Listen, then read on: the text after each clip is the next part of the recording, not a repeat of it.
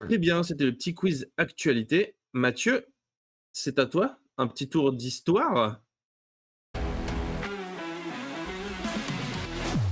Alors, on reprend là où je vous ai laissé lors de l'épisode 2, 1992, la ville.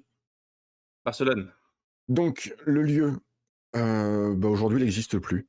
C'est le stade olympique. Il a été installé spécialement pour les Jeux de Barcelone. Symboliquement, il s'agit d'un archer qui a allumé la flamme olympique à Barcelone. On a fait une émission sur les photos de tir à l'arc et c'est Pierre qui nous a montré cette belle photo d'un archer qui tire pour allumer la flamme.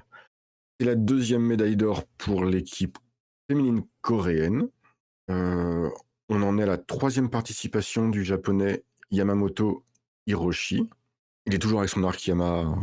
Et la première édition avec des duels. Je vous avais expliqué la dernière fois. Là, on a des vrais duels à élimination directe. Et champion olympique, homme classique. Sébastien Il- Flute. Voilà. Alors, il faut savoir qu'en fait, Sébastien Flute, c'est le premier archer français après 72 à avoir gagné une médaille d'or. Mais en fait, elle a énormément fait parler parce que c'est la première médaille et c'est la première médaille d'or de tous les sportifs français de cette édition. Donc c'est lui qui a débloqué le compteur des médailles en fait pour la France. D'accord. Donc voilà, pour vous donner un petit peu une idée, 1329 points pour le premier archer lors des qualifs et 1375 points pour la première archère lors des qualifs, sur 1444. Ah, je vous ai pas dit, c'est 1444 parce que c'est 36 flèches à chaque distance, donc 30, 50, 70 et 90 pour les hommes. Qui a connu le 90 mètres ici? Ouais, je l'ai connu, mais j'en ai jamais fait en compète. C'est Moi, normal, je t'as l'ai pas le droit. connu en septembre Et ça va. 2023. Oui, c'est vrai.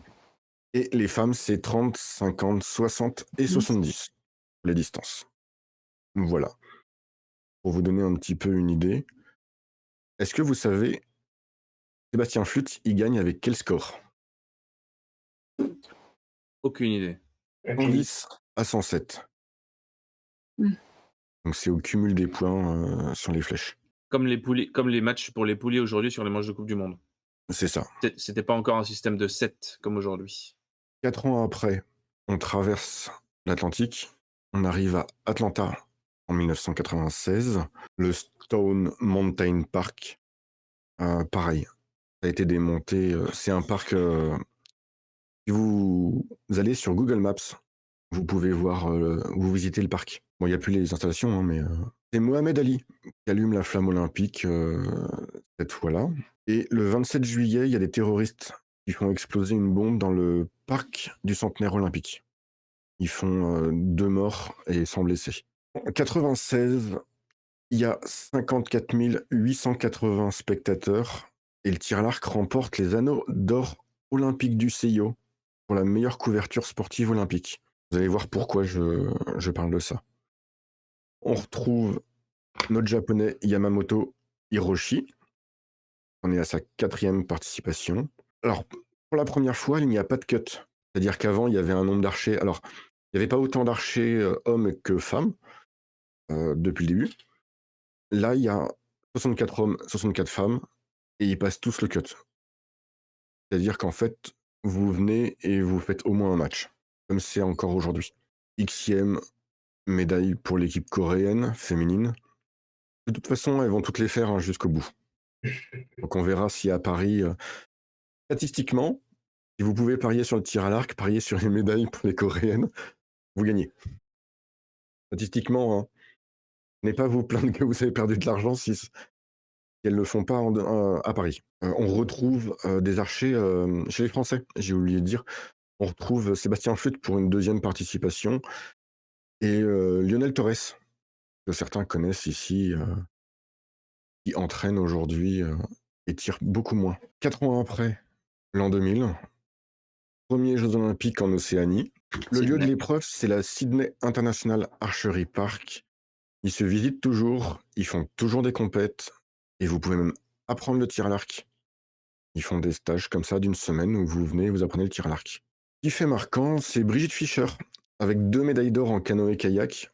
Elle s'impose comme la première femme, tous sports confondus, à gagner 2 médailles d'or avec 20 ans d'écart. Le site de construction, là, je vous expliquais, là, le Sydney International Archery Park, il a été construit spécialement pour les JO. Il n'existait pas avant. L'Australien Simon Fairweather gagne une médaille d'or après 4 ans d'entraînement avec l'entraîneur coréen Isikli, lui qui a fait le livre dont on parle régulièrement, Total Archery. L'entraîneur de l'équipe des États-Unis. D'accord. Qu'est-ce que je peux vous dire de plus? Encore une équipe féminine de la Corée qui gagne. Le score 251 à 239. Et Elles ont bien gagné. elles ont bien gagné. Voilà. Et chez les hommes, 3e participation de Sébastien Flute. On retrouve Jocelyn de Grandis, Lionel Torres chez les hommes. On connaît bien ici. Chez les femmes, on a Alexandra Fouas et Sylvie Pissy. Je ne sais pas si vous les connaissez. Oui, mais pas l'autre. Voilà. La suite au prochain numéro, où on parlera du tir à l'arc au XXIe siècle. Merci Mathieu. On arrive à la fin. Oui, on a une question, s'il vous plaît. La petite brune dans le fond de la salle, s'il vous plaît. Allez-y. Non, j'ai un scoop en fait que j'ai appris mercredi soir à la cérémonie des trophées des sports dans la région. En fait, la flamme olympique ne devait pas passer par notre région et finalement, elle sera présente dans le Rhône, à Neuville-sur-Saône, le 21 juin. Elle partira de la mairie et arrivera jusqu'à Sanofi. Et donc voilà, je trouve l'info plutôt sympa et n'hésitez pas à aller la voir passer sur le trajet. Ah, Alors, super bien. vous m'y retrouverez, que je travaille chez Sanofi en ce moment, et que, vu que je peux me garer facilement, j'irai la voir. Et vu que je ne travaille pas ce jour-là, C'est une dame de Sanofi qui venait d'avoir l'information et qui nous a passé l'info et je trouvais ça chouette. À noter Voilà. dans les agendas le 21 juin. C'est ça. donc pour les gens qui habitent Neuville, il n'y aura pas de marché. Le 21 juin est un vendredi. Et il n'y aura pas la fête de la musique non plus.